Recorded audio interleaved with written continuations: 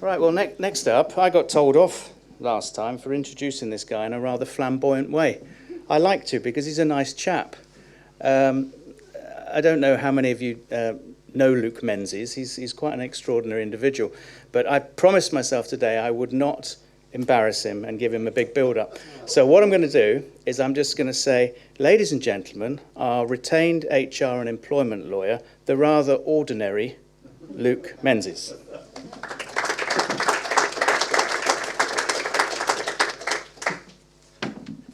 Thanks, Tim. I'll take ordinary. I think, although you maybe wonder now whether perhaps next time you can try again with the. Hello, everyone. This is the very strange shaped room, isn't it, where I never know where to look. But it's lovely to see lots of faces I recognise. Okay, so quick employment law update. We're on time, so I shall try and keep on time too. Here's a picture of my phone. As you remember, I sit next to this phone with my quill, waiting for you to call. And you need to make me happy by occasionally ringing it. Please do. There's the number. And you may remember that as SPA members, you get your 15 minutes of free love bombing from me.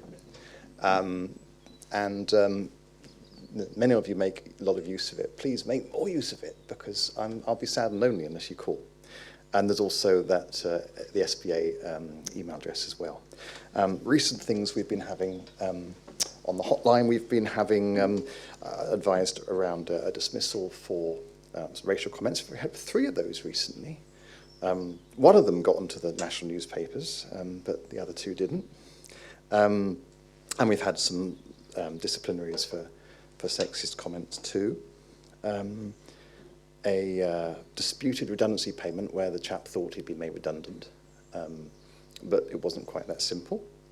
I've had poor mental health again, and we also had a rather complicated grievance.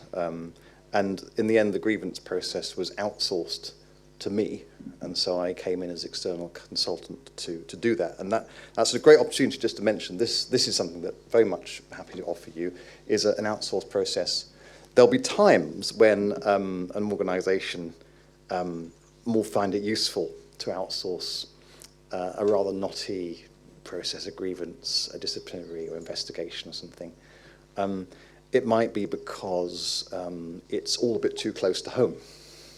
It might be because it involves someone bringing a grievance against whoever does your HR, or you, or someone else, a very important person, perhaps the owner or whatever. And there can come times when actually to do it internally is going to cause conflicts of interest, or possibly you just rather kill yourself than have to deal with it, because sometimes they can be pretty awful. And so in those sorts of situations, someone utterly delightful like me, there are others available, but obviously I'm the best, can be hired to come in and just do it. So I had to get a laugh. I thought it was going to be too boring, so I thought I'd just increase the ego and I got a laugh. Thank you over there for the laugh.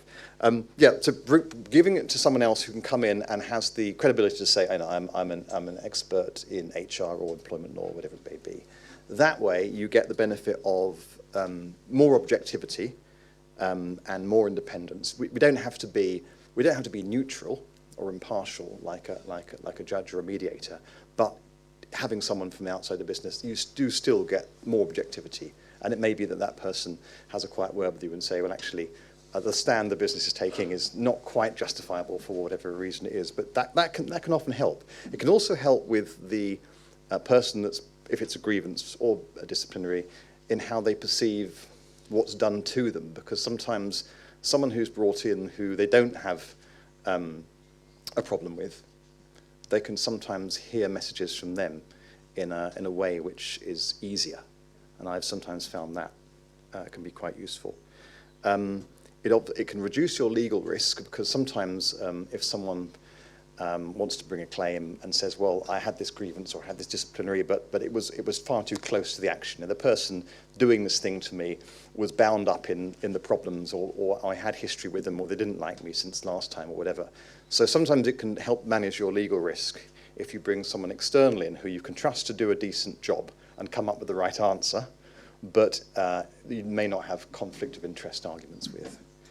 And of course, it also saves you time so you can get on with running your business rather than having to sit for hours and hours in what can sometimes be absolutely ghastly meetings. So should that be of use, whether it's myself or any other good HR consultant or employment lawyer, whatever it may be, it's worth bearing in mind.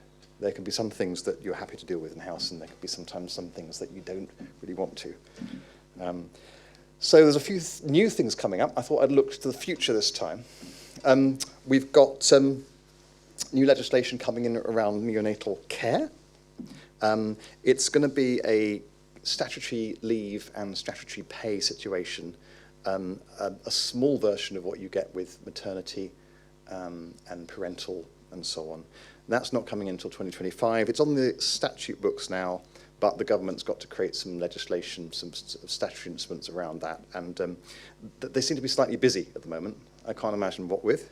But the idea is that a new right to 12 weeks, up to 12 weeks of leave, if the baby needs neonatal care, if they've got more than 6 months service, just like maternity leave, then they can get pay at a basic rate, but it'll be just like statutory maternity pay, so very modest. We've also got carers leave coming in. That, again, that's been passed through Parliament, but again, we need some statutory instrument to actually set up the regulations for that, and that should come in next year, and that'll be just a new right to 1 week's unpaid leave each year for carers of dependents, whether that's an adult or a friend, family, whether there's an adult who's dependent on a person, they can then become a carer. So it's a modest little right, and it's unpaid unless you want to pay. So it may never cross your desk, but it is there. And then another bit also coming up, Protection from Redundancy, Pregnancy and Family Leave Act 2023, because I thought I'd give you the full title. What this does is, in a nutshell, it expands the existing protection that a woman who is pregnant or on maternity leave has in terms of redundancies. Currently, a woman who's pregnant or on maternity leave, if there's a redundancy of her post, she's allowed first dibs at any suitable alternative roles. You may have come across that. In other words, she's put to the front of the queue, and you have to have a good reason. If it's at work that she could do, or with a little bit of training or familiarization, then you'd have to have a good reason why not. This just expands it so that it comes in earlier, as soon as she tells her employer that she's pregnant, and it carries on later, 6 months after her maternity leave.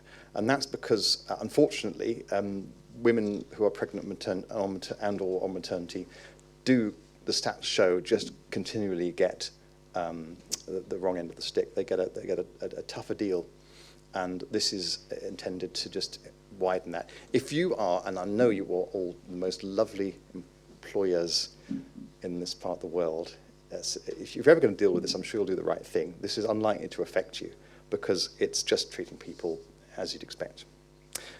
So that's coming in next year. And then finally, flexibility. Anyone had any flexible working requests recently? Hands up, anyone who had flexible working requests? Anyone asked us to continue to work from home post-COVID? Yeah. When many of our managers who didn't need to be on site went home during COVID, of course, some of them quite liked it there. And fair enough.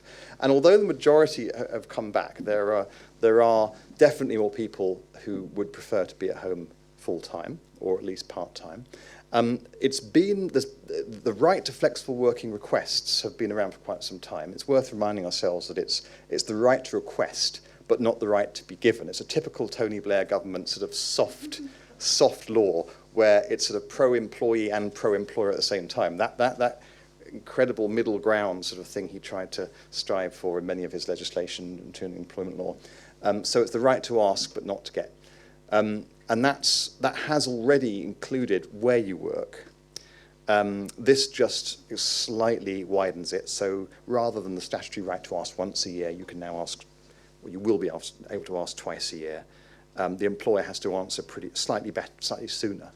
And rather than the employee having to explain entirely, to give you a whole business plan for how you could accommodate it, now the answer is that it's a conversation, and it's a bit of consultation as opposed to the employee having to put the whole plan together. The employer and the employee are meant to discuss it, which I don't think any of you who have any flexible working requests are going to notice any difference really, because I don't think you'd keep someone waiting for 3 months because you're all too nice. And I don't think that you would, have a problem with having a conversation and trying to find a middle ground, because that's normally the way these things are solved. So unlikely to be a problem for you, but those are the things that are coming up. I'm aware I've already gone over my 5 minutes. So all I'm going to do, and I'm going to see you in the bar later on, is remind you that I'm here. Hopefully I'll chat to many of you later on. And if you've got any questions or queries or very bad jokes, then you know where I am. I'm going to be just over there pretty soon. Love to see you, and thank you very much. Good night.